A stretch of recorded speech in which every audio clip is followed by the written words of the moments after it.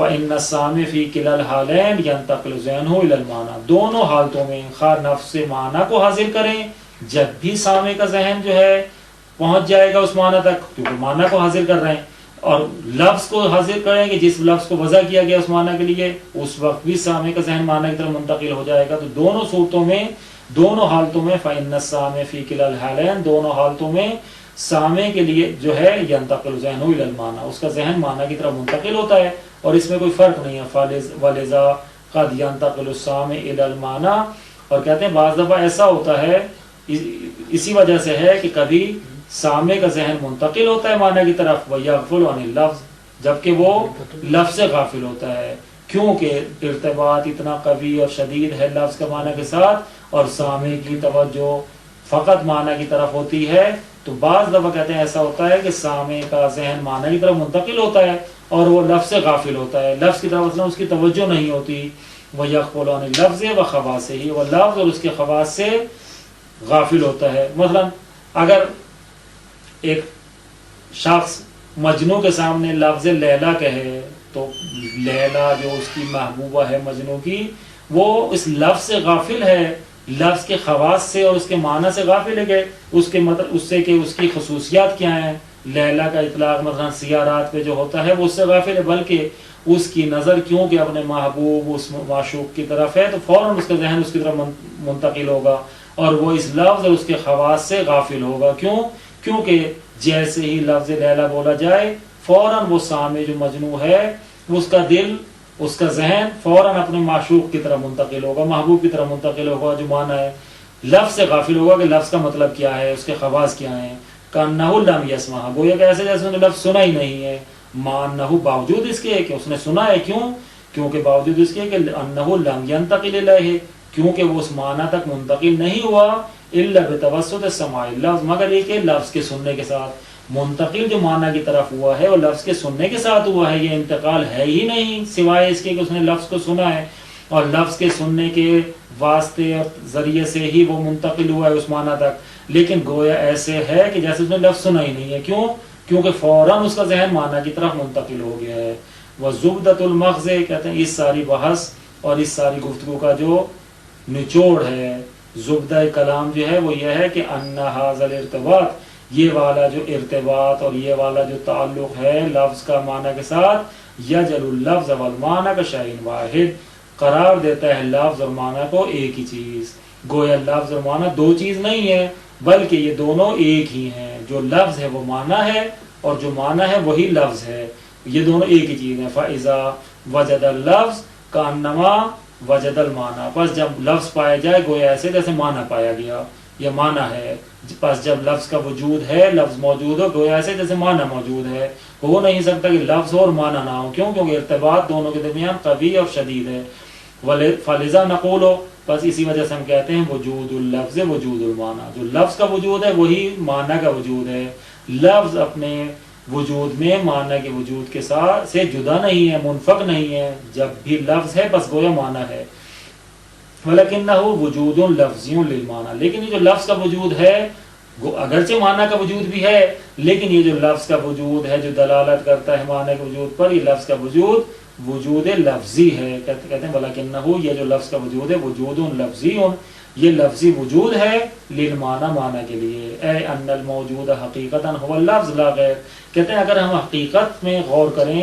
دقت کریں تو جو چیز وجود رکھتی ہے، وجود خارجی جس کا ہے،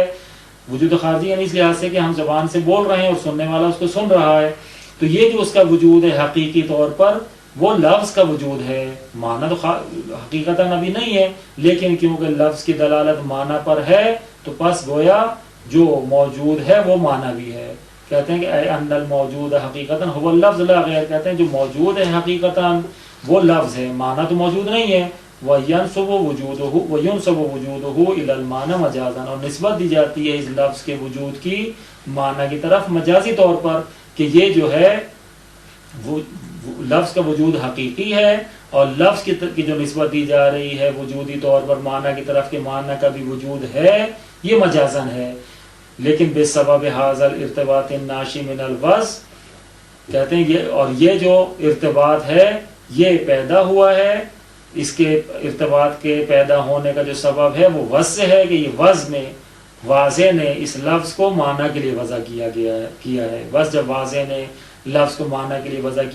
کیا ہے تو وضع کی وجہ سے یہ ارتباط پیدا ہوا ہے. اس ارتباط کے پیدا ہونے کا سبب جو وضع سے ہے وَالشَّاهِدُ عَنْ هَذَا الْإِرْتِبَاطِ. اور کہتے ہیں گواہ کیا چیز ہے, کیا دلیل ہے کہ یہ جو لفظ اور معنی کے درمیان ارتباط ہوتا ہے. کہتے ہیں اس کی دلیل یہ ہے, اس پہ گواہ اور شاہد یہ چیز ہے وَالشَّاهِدُ عَنْ هَذَا الْإِرْتِبَاطِ وَالْإِتِّحَادِ. کہتے ہیں اس ارتباط اور اس اتحاد کی کہ گویا وحدت پیدا ہو گئی ہے لفظ اور معنی کے درمیان, اور قوی ارتباط پیدا ہو گیا. اس پر گواہ جو ہے وہ یہ ہے کہ انتقال القبح والحسن من المعنی الى اللفظ وبالعکس, کہ حسن اور خوب, اچھائی اور برائی, حسن اور خوب جو ہے وہ معنی سے لفظ کی طرف منتقل ہوتا ہے اور برعکس ہے لفظ سے معنی کی طرف منتقل ہوتا ہے. بعض دفعہ ہم جو ہے ایک اچھا نام کسی ایسے شخص کا رکھ دیتے ہیں کہ جو خود اچھا نہیں ہے. تو مثلا دشمن ہے, دشمن کا نام کتنا بھی اچھا ہو تو لیکن کیونکہ دشمن ہے جیسے ہی اس کا نام سنتے ہیں چہرے پر ناگواری آ جاتی ہے, باوجود ہی کہ مثلا ایک دشمن کا نام ہو حسن, حسن کا معنی ہے خوبصورت, لیکن کیونکہ دشمن کا نام ہے, کیونکہ لفظ کی دلالت اس کے معنی کی طرف ہے یعنی دشمن کی طرف, تو لفظ حسن میں چاہے کتنی بھی خوبصورتی پائی جائے, شاید اس میں خواص جو بھی ہوں اس کے, لیکن کیونکہ معنی جو ہے قبیح ہے یعنی دشمن ہے تو فوراً جو ہے اس میں انتقال قب ہو جاتا ہے. اسی طریقے سے حسن کی مثال دی کہ لفظ حسن جو ہے, لیلا جو ہے سیاہ رات میں کیا اچھائی ہے, لفظ میں جو ہے قب ہے, لیکن کیونکہ وہ محبوب اور معشوق کا نام ہے تو پس اس کا جو لفظ کا قب ہے وہ اس میں انتقال حسن کی طرف پیدا ہو جاتا ہے. تو پس یہ جو انتقال حسن و قب ہے یہ بعض دفعہ معنی سے لفظ کی طرف ہوتا ہے اور بعض دفعہ لفظ سے معنی کی طرف ہوتا ہے, تو یہ دونوں طرف سے ہے. فَإِنَّ اسم المحبوب من اعظم الالفاظ, کہتے ہیں کہ بس محبوب کا نام جو ہے یقیناً ہر ایک کے لیے محبوب کا نام جو ہے وہ اعظم الفاظ سے ہے, یعنی خوشگوار ترین,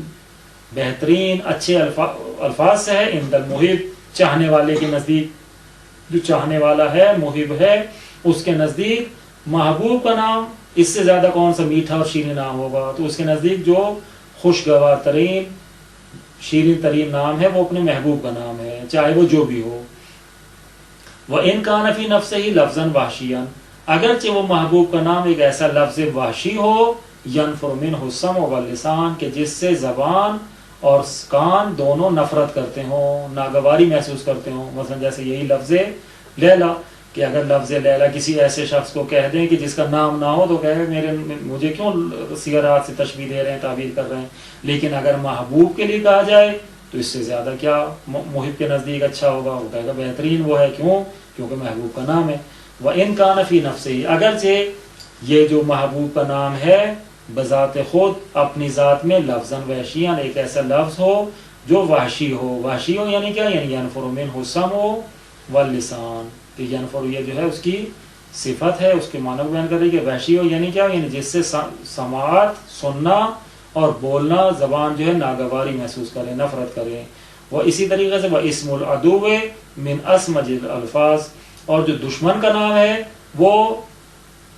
ناپسندیدہ ترین الفاظ میں سے ہے, ایسے الفاظ میں سے کہ جن کو سننا انسان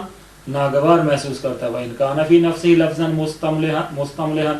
اگرچہ بذات خود دشمن کا جو نام ہے وہ بذات خود اگر اس کو دیکھیں تو ایسا لفظ ہے جو ملی ہے, یعنی جس کو ہم یہ کہیں کہ بہترین ہے یا اچھا ہے, آدمی اس کو سننا پسند کرتا ہے. مثلا حسن, کون کہے گا کہ حسن جو ہے اچھا لفظ نہیں ہے, لیکن کیونکہ دشمن کا نام ہے تو پس ایسے الفاظ سے ہے کہ جو انسان سننا گوارا نہیں کرتا. کس انسان کو پسند ہے کہ اس کے دشمن کا ذکر اس کے سامنے کیا جائے. وَكُلَّمَا زَادَ هَذَا الْارْتِبَاطُ, اور جب بھی یہ ارتباط لفظ اور معنی کا قوی ہو جائے گا, زیادہ ہو جائے گا, زاد الانتقال, انتقال بھی جو سامع کا ہے وہ بڑھتا چلا جائے گا. ارتباط جتنا زیادہ ہوگا یہ انتقال بھی اتنا ہی سریع اور زیادہ ہوگا. وَلِذَا نَرَى, اور اسی وجہ سے ہم دیکھتے ہیں اختلاف القبح فی الالفاظ, کہ جو اختلاف پایا جاتا ہے قبح کا الفاظ میں, وہ الفاظ کے المعبر بها عن المعانی القبیحہ, کہ وہ الفاظ کہ جن کے ساتھ تعبیر کیا جاتا ہے قبیح معنی کو، کہ بہت سے الفاظ ہیں کہ جن کے ذریعے سے قبیح معنی کو تعبیر کیا جاتا ہے، بیان کیا جاتا ہے، لیکن وہ الفاظ اس معنی قبیحہ کو بیان کرنے میں اختلاف رکھتے ہیں. بعض میں قبح زیادہ ہے،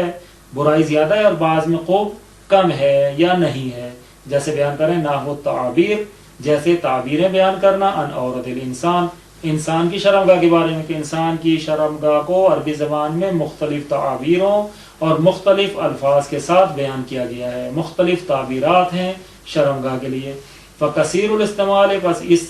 کا استعمال زیادہ کرنا، اخبو من قلیل، ہی زیادہ قبیح ہے اس کے کم استعمال سے. ایسے الفاظ کے جو قبیح ہیں، رقیق ہیں، ان الفاظ کا جو تھوڑا استعمال ہے وہ اچھا ہے، اور زیادہ استعمال جو ہے ان کے تھوڑے استعمال سے زیادہ قباحت رکھتا ہے، برا ہے. والکنایہ تو اقل قبحًا، لیکن اگر کنائے کے طور پر بیان کریں، ایسے انداز سے بیان کریں کہ اشارہ ہو جائے، فقط کنایتاً اس کو بیان کریں، تو کہتے ہیں اس کا تو ہے قبح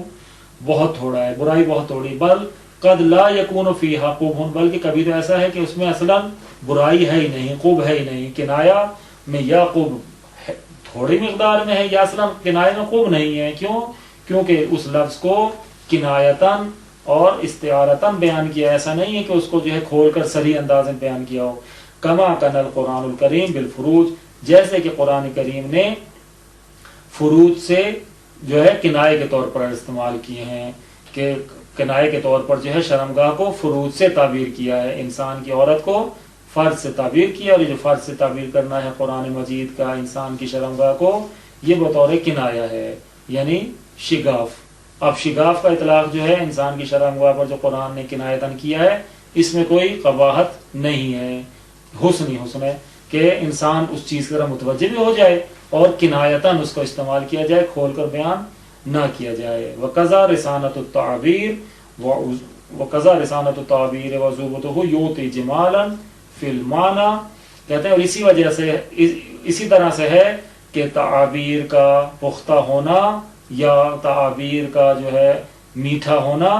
عطا کرتا ہے معنی میں جمال. کہ اگر تعبیریں پختہ اور